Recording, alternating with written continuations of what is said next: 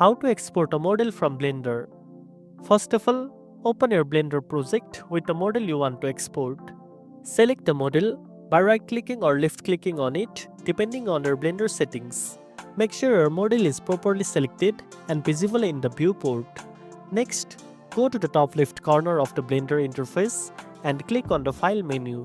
From the drop-down list, hover over Export to see the available file formats for exporting your model. Choose the format that best suits your needs. The most common formats are .fpx, .obj, and .gltf. If you plan to use the model in game engines like Unity or Unreal, FPX is usually the best choice. OBJ is great for simple mesh exports, while GLTF is becoming popular for web application. After selecting the format, a new export window will appear. Make sure to choose the correct folder or directory where you want to save your exported file.